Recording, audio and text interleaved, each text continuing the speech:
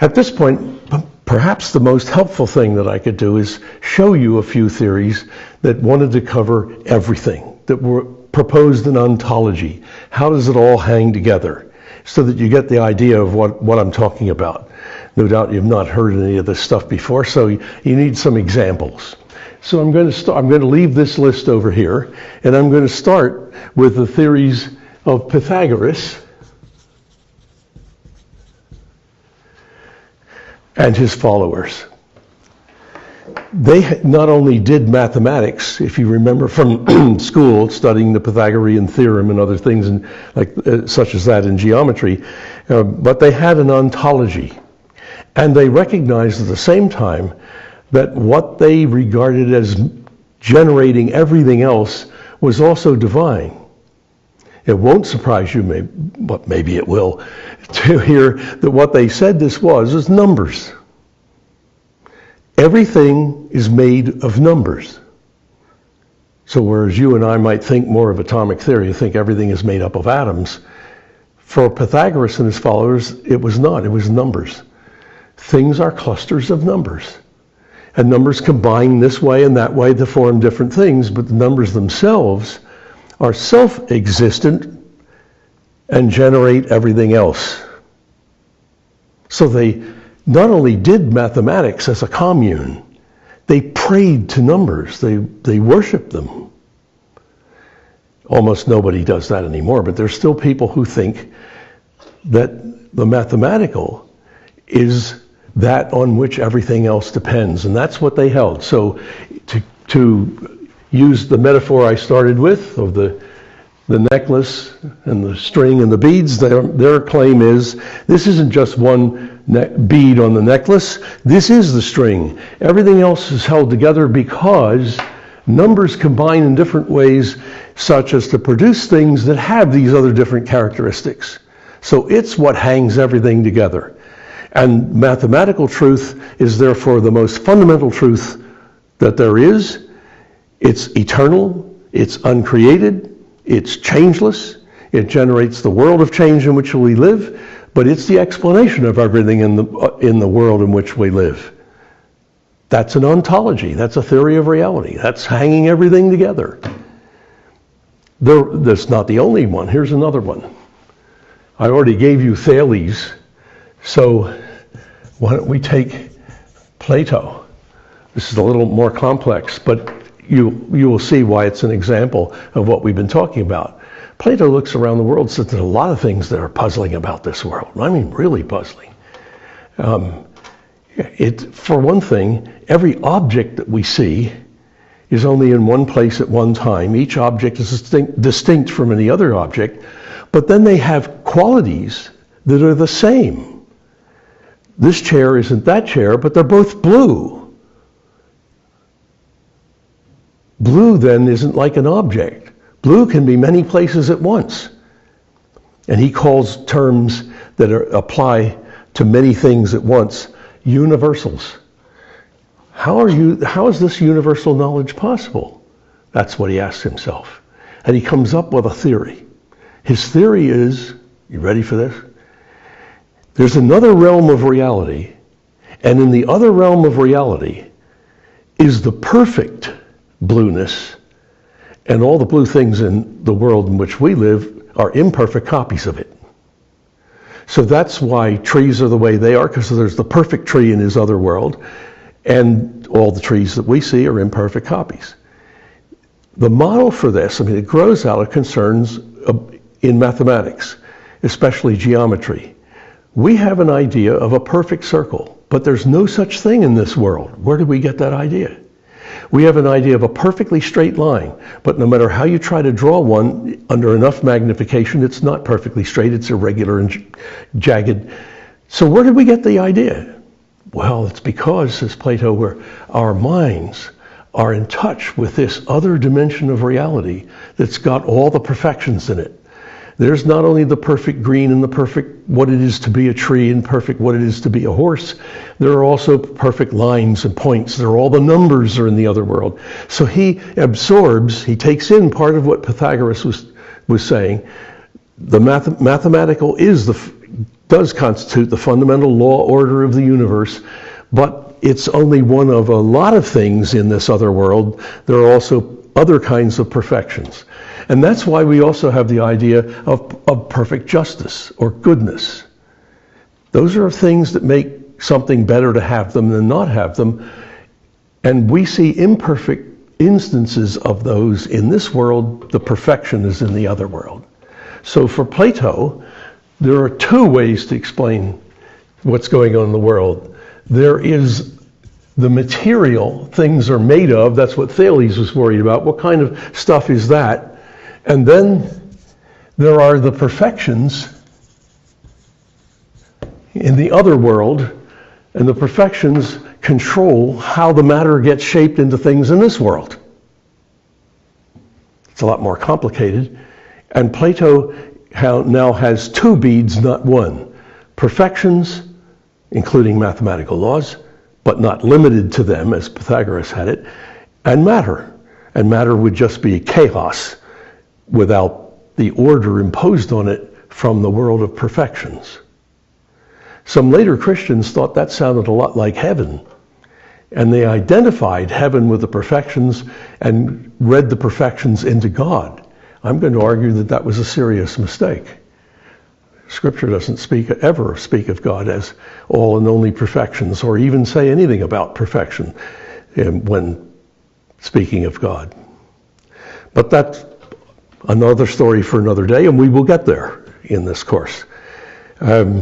So here are a few illustrations. We have Thales saying things are made of matter. What kind of matter? Well, maybe it's water. That's the most basic form of matter. And as you may remember, if some of you have read this, the Greeks had other theories. He said water, others said earth, air, or fire. And finally, when we get to 500 BC, Democritus and Leucippus propose, no, it's none of those.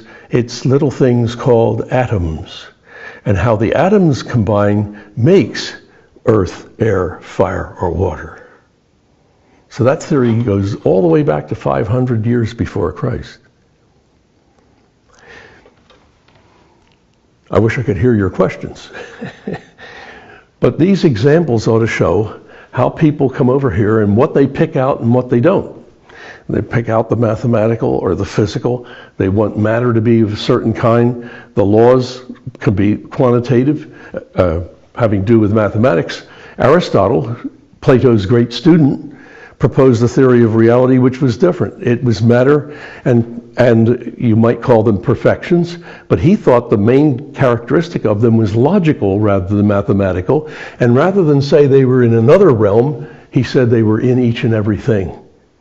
So the perfect form for what it is to be a horse is in every imperfect horse. We're not going to go into that any further. You'll might be relieved to hear that. But these are examples of picking one of the beads or two of the beads and claiming, here we have the string that tells us how all things in the widest sense of things hang together in the widest sense of hang together. And it's remarkable to me that how appropriate that quote is when the New Testament has a comment already about that. In Colossians 1, this is exactly what Paul wrote in that letter, that through Christ, all things hang together. Do you begin to get the picture? If you don't put Christ there, then you put some part of creation. You do what Paul called in Romans 1, replace the Creator with something He created. You make that what holds all things together, when in fact it's God through Christ only. That also can give you a little foretaste of the critique to come of picking any one of these, or any two, and saying this is what hangs all things together. No, it's God through Christ. So we should have a distinctive point of view. Let me give you one more example, and then we'll quit the examples for the day. These are all ancient examples. So let's take something contemporary. What's going on now?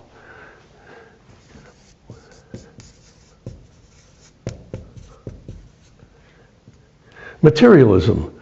forms today a theory of reality advocated by a lot of people.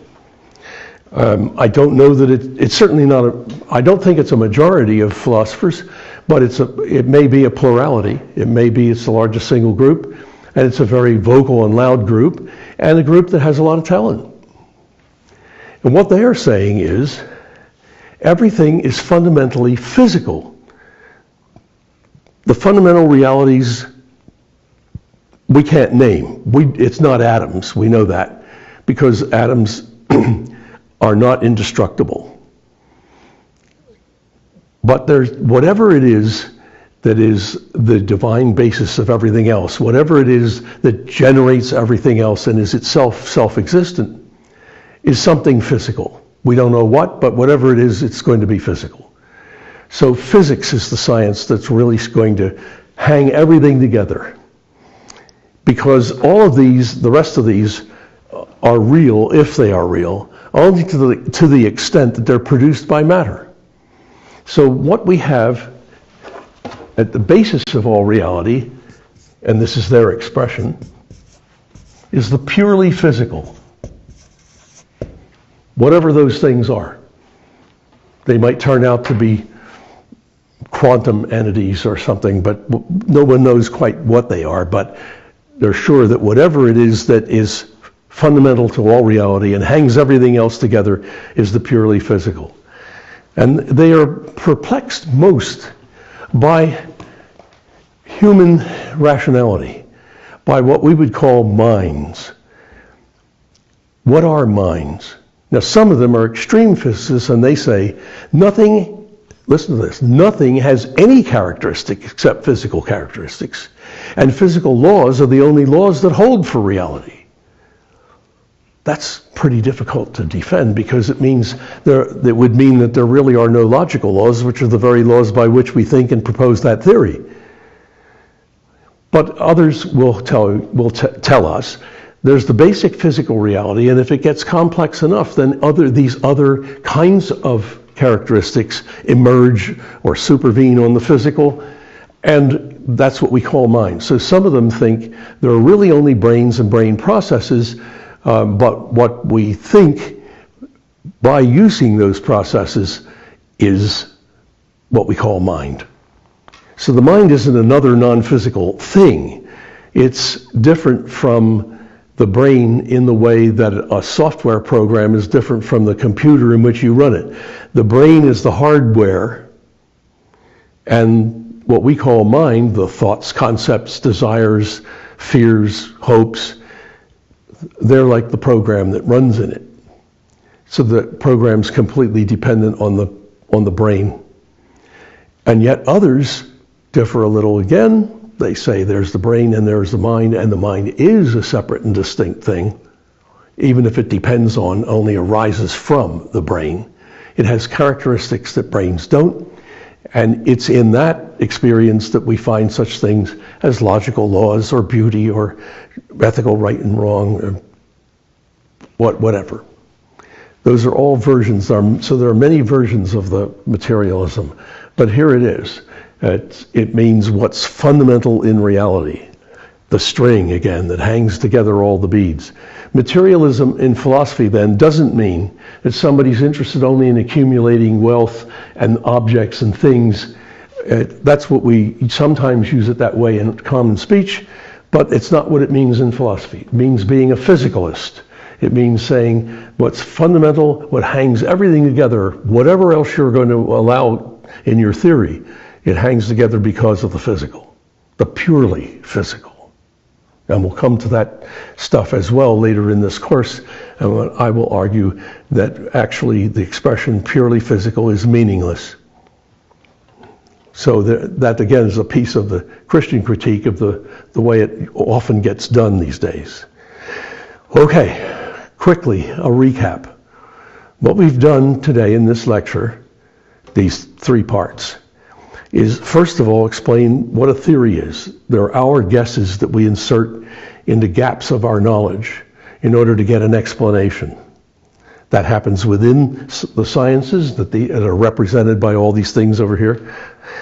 And it happens in ontology. It happens in philosophy when we when we take one of them, we try to show why it's the cause of all the rest. It's what hangs the rest together.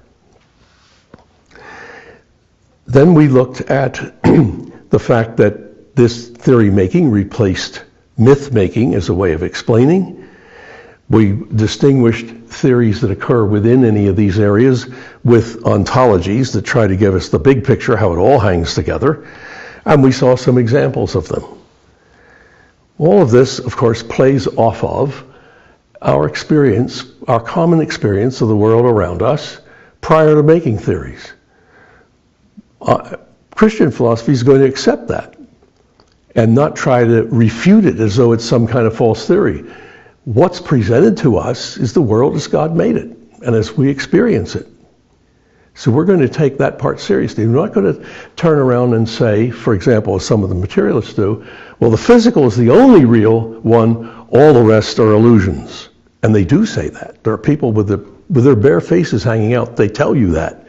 How they can fail to die of embarrassment, I have no idea, but they do it. So we're going to also have our theory about how all things hang together. But the identity of the one who causes all things to hang together is not a theory. That's been revealed to us in God's Word as God through His Son, Jesus Christ. And only God through His Son, Jesus Christ. We'll end there for today.